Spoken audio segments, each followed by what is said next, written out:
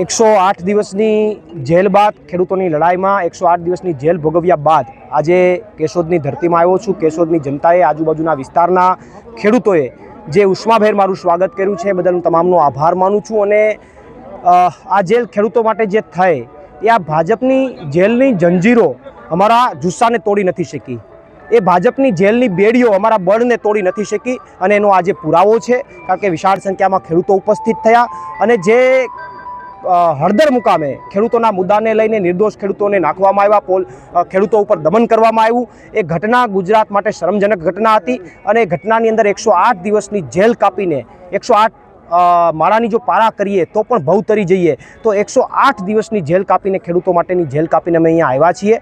આવનારા સમયની અંદર જેટલા પણ જૂના મુદ્દાઓ છે, એ પછી ઇકોઝોનનો મુદ્દો હોય, ખેડનો મુદ્દો હોય, ગુજરાતના ખેડૂતોના અન્ય મુદ્દાઓ હોય, અહીંયાની નગરપાલિકાના મુદ્દાઓ હોય, કોઈ પણ મુદ્દા હોય, તમામ મુદ્દાઓ માટેની લડાઈ ચાલુ રહેશે।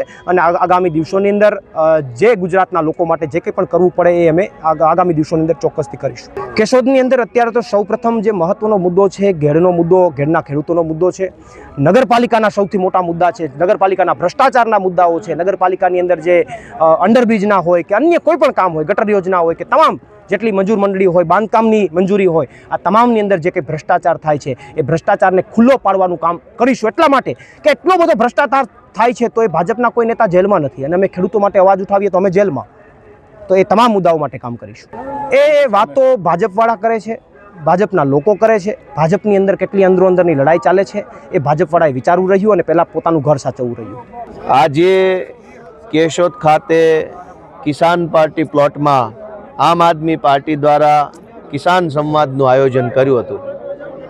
અમારા આમ આદમી પાર્ટીના માનનીય યુવા નેતા અને ગુજરાતભરના ખેડૂતો માટે હંમેશાથી જેઓ લડતા આવ્યા છે, ચાહે ઇકોઝોનની લડાઈ હોય કે કડદાની બાબત હોય કે ઘેડ વિસ્તારના ખેડૂતોના પાણી ભરાઈ રહેવાનો જે પ્રશ્ન છે, એ તમામ મુદ્દાઓમાં જેણે હંમેશા ખેડૂતો માટે લડાઈ લડી છે એવા ભાઈ શ્રી પ્રવીણભાઈ રામ ઉપર બોટાદના કડદા કેસમાં ખોટો કેસ કર્યો અને પોણા 4 મહિના જેટલો સમય એમણે જેલમાં રહેવું પડ્યું અને હમણાં જ્યારે તેઓ અદાલતના જામીનથી જેલ મુક્ત થયા છે ત્યારે આજે પહેલી વખત પ્રવીણભાઈના નેતૃત્વમાં આમ આદમી પાર્ટી દ્વારા આ સરસ કાર્યક્રમનું આયોજન થયું।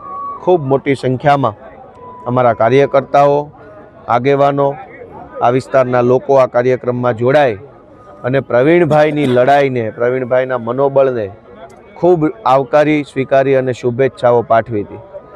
જે રીતે ગુજરાતમાં તાનાશાહીનો માહોલ છે એ જોતાં ગુજરાતમાં કોઈ ક્રાઇમ કરે, ગેરકાયદેસરનું કૃત્ય કરે, અસામાજિક પ્રવૃત્તિ કરે તો સજા નથી, પણ લોકો માટે, લોકો વતી કોઈ લડે, ખેડૂતો માટે લડે, ગામડાના માણસો માટે કોઈ લડાઈ લડે તો એમને જેલમાં પૂરી દેવામાં આવે છે। અમારા અન્ય નેતા મહેશભાઈ કોટડિયા, રાજુભાઈ, અમારા રાજુભાઈ બોરખતરિયા, બધાને જે રીતે હેરાન કરવામાં આવ્યા છે એ દર્શાવે છે કે આમ આદમી પાર્ટીથી ભાજપ પાર્ટીને પૂરેપૂરો ડર લાગ્યો છે। અને જે રીતે વિસાવદર વિધાનસભાની ચૂંટણી પછી ગુજરાતભરના લોકો, ખાસ કરીને ખેડૂતો જાગૃત બની રહ્યા છે એ વાતથી ભાજપ હવે ગભરાય છે અને પોલીસનો, સરકારી તંત્રનો દુરુપયોગ કરી રહી છે। પરંતુ અમારું સ્પષ્ટ એવું કહેવું છે કે આ બધી તરકીબો કામમાં આવવાની નથી।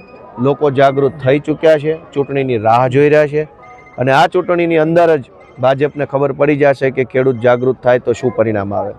કેશોદમાં તમારી અનેક વખત અવર જવર છે, ભાજપના લોકો દ્વારા ક્યાંક ને ક્યાંક તમારું પણ સન્માન કરવામાં આવે છે, શું કહેશો કેશોદમાં? ભાજપના લોકો દ્વારા સન્માન? મને તો ખ્યાલ, સામાજિક લેવલે એના હોદ્દા પણ દૂર થયા, એ તો મને ખ્યાલ નથી હોય એનો।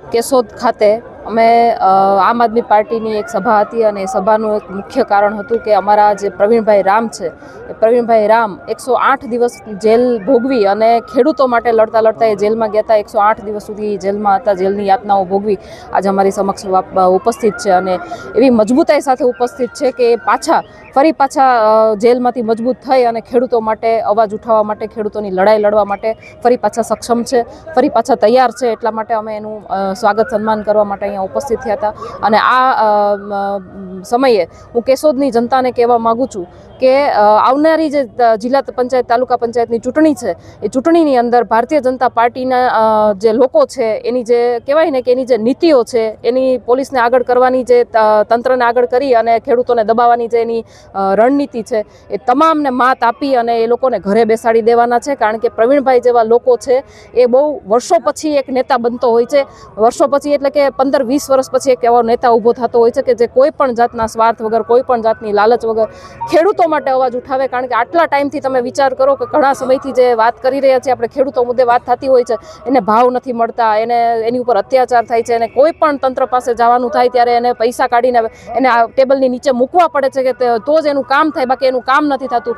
દરેક વખતે લાઇનમાં ઊભા રહેવું પડે છે, ત્યારે કોઈ એની પડખે આવ્યું નથી અત્યાર સુધી. અને હવે જ્યારે આવા નેતા જ્યારે એને મળ્યા હોય ત્યારે પ્રવીણભાઈને જીતાડવાની જવાબદારી તમારા લોકોની છે. હેલો ભુજ, તો કેમ છો તમે?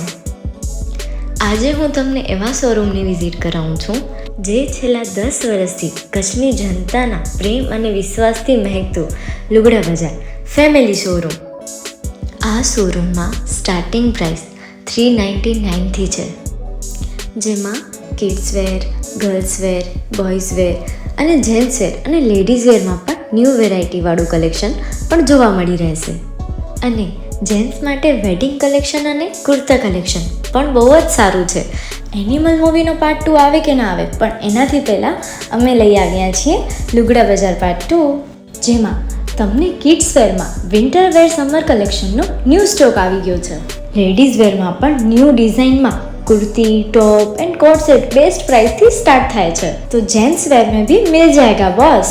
Leather, jacket, brand pants and check shirts, formal shirts, track pants પણ બેસ્ટથી બેસ્ટ પ્રાઇસ સાથે.